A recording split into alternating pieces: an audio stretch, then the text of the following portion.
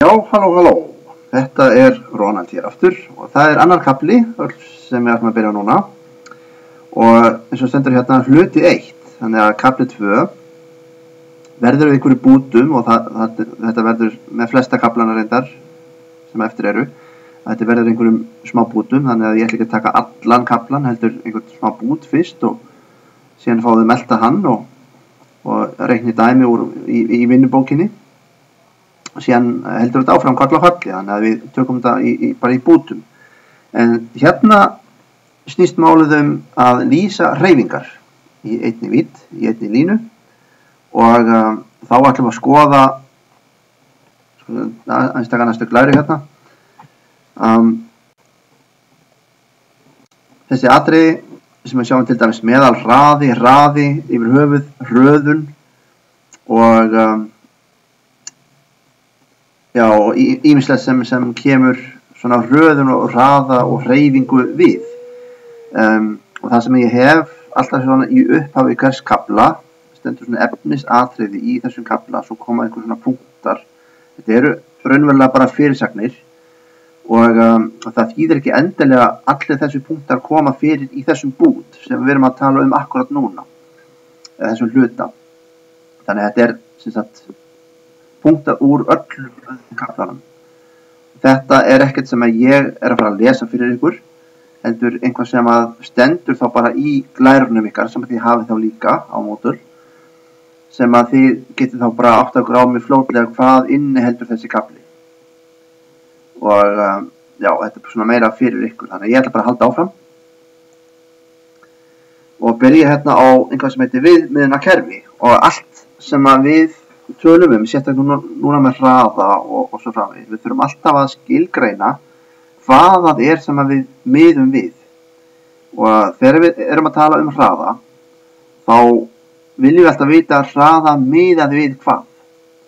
Og jafnvel við hérna sem stöndum á jörðinni, af því við höldum alltaf að jörðin sé föst og það allt sem miðast við það. Þegar við segjum að bíllinn fór á 100 km hraða, þá það náttúrulega miða við bara fasta jörð, ekkert miða við nýtt annað.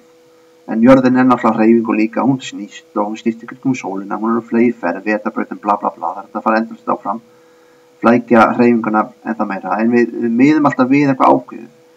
En þó þetta ekki alltaf augljóst, þetta ekki alltaf augljóst að það sé jörðin sem við erum að tala Hérna á þessari mynd sjáum við að það svona einhver lest sem á ferð, hérna, sjá hérna eins og græna pílu, hún þetta hraðavegurinn, hún á ferð hérna, við sjáum hérna lofti hérna. Síðan gengur einhver maður í lestinni í sömu átt. Þannig að einhver sem stendur hérna úti sér þennan mann á hraða sem samastendur af þessum hérna hraða lestarinnar pluss hans göngurhraði. Hann gengur hérna með gífurlegum hraða. En þessi hérna gaur sem situr hérna í lestinni og horfir á mannin, hann sér hann bara ganga hérna með göngurhraðan, hann sér ekkert annað, hann tekur ekkert eftir hinum hraðanum, af því að hann bara miðar við lestina en ekki við jörðina. Þannig að, skiljið, þetta bara spurningum viðmiðunarkerfi og það ekkert til neitt rétt viðmiðunarkerfi og eitthvað sem rangt viðmiðunarkerfi. Við verðum bara að skilgreina þetta í upphafi hvers verkefnis eða það sem við erum að skoða. En þá verðum við líka að halda okkur við það allan tíman, við ekki skipta viðmiðunarkerfi í miður dæmi og niðurstaðan ætti að vera í raun og veru það sömu bara en viðmiðunarkerfi verður að vera ljóst. Við gerum greinamun á vegalengd og færslu. Hvað vegalengd? Við veitum hvað það og færsla, það kannski verst svolítið fyrir okkar, en samt þetta ekki flókið. Við sjáum hérna dæmi, hnitakerfi, þessi bláa píla einhver færsla og punktalínan svo vegalengd sem við fórum. Einhver maður, hann gekk austur 70 metra, sneri við og gekk 30 metra í vestur. Þá náttúrulega endar hann í þessum punkti hér. Og þá færslan hans 40 metrar. En vegalengdin sem hann fór eru 70 + 30, það að segja að hann fór 100 metra runni en færslan samt bara 40 metrar, af því að færslan hefur engan áhuga á því hvaða leið hann fór, eða hvernig hann komst þangað, hvort hann fór langa leiðir. Það skiptir bara máli hvar hann endaði og hvar hann byrjaði og munurinn þar á. Og þetta mikilvægur munur á milli færslu og vegalengdar. Við erum oftast að fjalla færslu. Við erum vita færsluna en ekki endilega vegalengdar. Oft það sama. Einhver fer austur 70, snýr ekki við, en bara fer austur 70, þá vegalengdin 70 metrar, en færslan þá líka. En stundum þetta ekki alveg sama. Passa ykkur á þessu. Færslan rituð þannig að hún raunverulega, nú kemur þessi þríhyrningur hérna, sem heitir delta, þetta gríski bókstafurinn delta, sem þýðir breyting á x, delta x þýðir breyting á x. Og hérna stuð þá x2 minus x1, miðað við bara þessa færslu hérna til dæmis, þá 2 bara tímapunktur 2. Einn þá tímapunktur 1, þannig að byrjar í 1 og fyrir 2, þetta eitthvað svoleiðis. Þannig að það sem við þurfum svolítið að muna að þetta delta breyting á til dæmis færslu núna í þessu tilfelli færslan eins og var eftir á mínus færslan fyrir. Þetta alltaf eftir mínus fyrir. Það kemur líka svolítið setna þegar við erum að tala breyting á orku, breyting á skriðþunga, breyting á öllu mögulegu. Þá erum við alltaf að tala eftir mínus fyrir. Orkan eins og var eftir á mínus orkan eins og var fyrir. Eða í þessu tilfelli færslan eftir á mínus færslan fyrir. Þannig að munið svolítið eftir þessu, ekki snúa þessu við. Ekki segja á undan mínus eftir eða eitthvað slíkt. Þannig að hérna í þessu tilfelli, vinstra megin, færslan jákvæð vegna þess að hann endaði í 30, byrjaði í 10, 30 minus 10 20. En hérna byrjar hann í fjarlægni 30 og færi sig vestur um 20 og þá segjum við eftir, það að segja x2 þá 10 og x1 þá 30, 10 mínus 30 sem mínus 20 og þá færslan neikvæð, það má alveg vera, þá bara færslan neikvæð.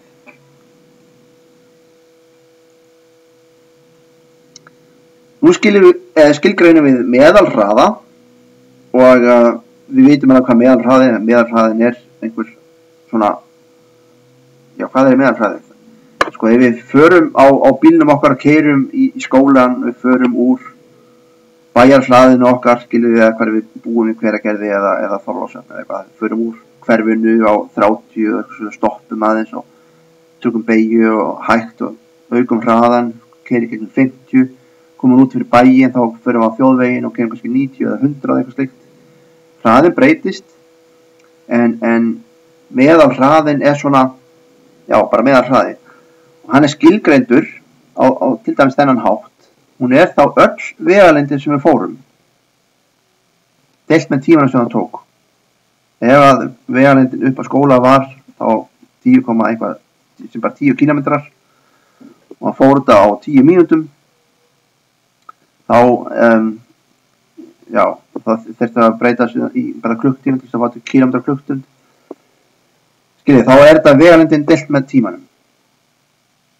Og síðan annar meðalhraði sem heitir meðalstefnuhraði. Ég veit ekki hvernig annars á að þýða orðið velocity.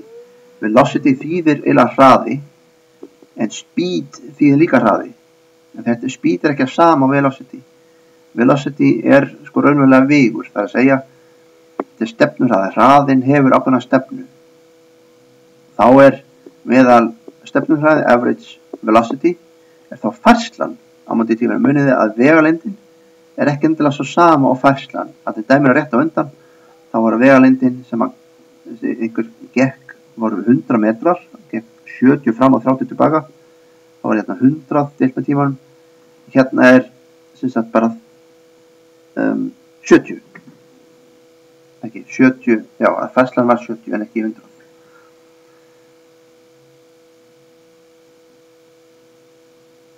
Nei, fyrir ekki 40, nú ég að bulla.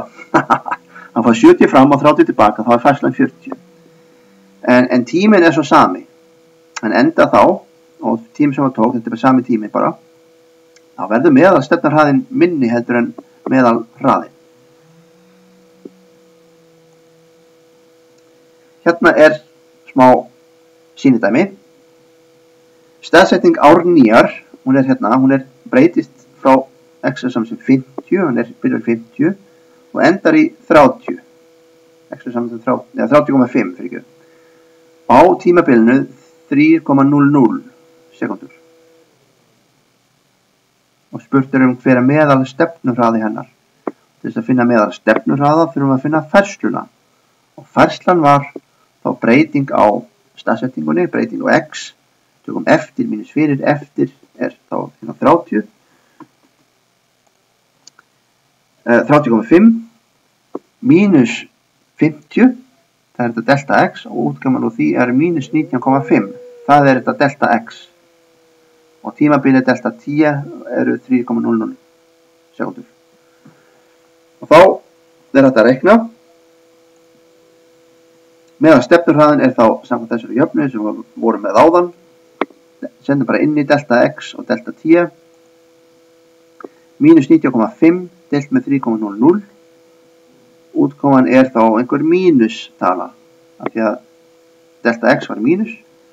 Og þessi meðal stefnuhraði hann verður neikvæður. Hann á móti jákvæðri stefnu. Hann fara á móti x ásnum rauninni. Í öfuga átt við x ásinn. Þannig að hann mínus og hann 6,50. Munið eftir markverðum stöfum. Þessi tala hefur 3 markverðastafi og þessi líka 3,00.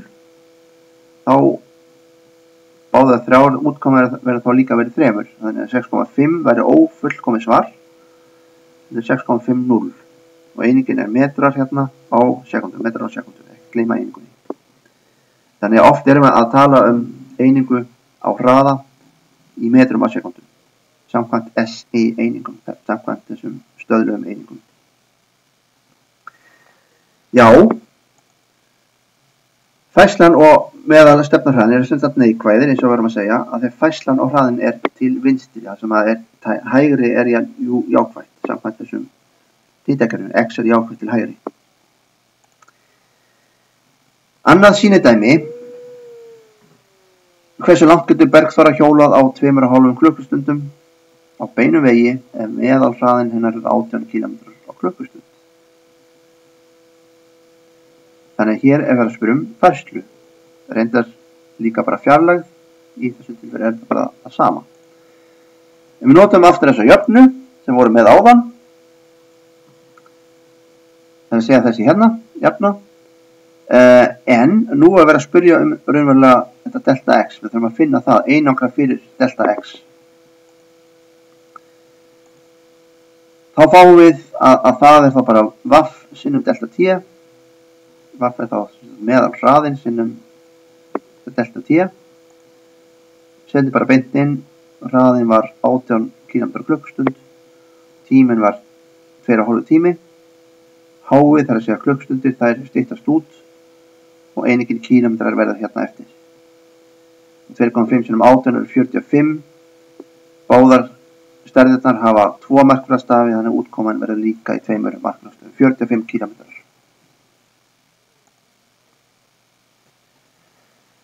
Augnabliks hraði, ef við skoðum þessar 2 línur hérna, eða þessi 2 línuritt sem eru svokölluð vaff-t línuritt, það er að segja hraði á móti tíma. Hraði sem falla af tíma. Og þá efra línurittið, sjáum við að á hvaða tímapunkti sem hraðin alltaf 40 km á klukkustund. Þannig þetta lýsir jöfnum hraða. Það breytist ekkert þessi hraði. Þannig ef við tökum meðal hraða yfir allt þetta, þá það bara 40. Það breytist ekkert, þetta bara sami hraðin alltaf. Hér hins vegar fyrir neðan, að þá byrjar einhver í 0, eykur hraðan. Þá getur það komið hérna í 50, hann á 50 í einhvern ákveðin tíma. Síðan minnkar hraðan hérna, fyrir niður og í 20 í einhvern ákveðin tíma. Og svo bremsar hann hérna og stoppar hér. Og þessi punktalína hérna sýnir einhvern meðal hraða.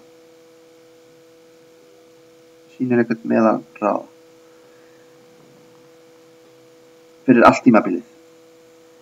Og meðalhraði, við getum að reikna hann, en augnablikshrraði þýðir bara hraði á hverju augnabliki. Þessu augnabliki er hraðin 20, þessu augnabliki er 25, er 30 og svo framvegis.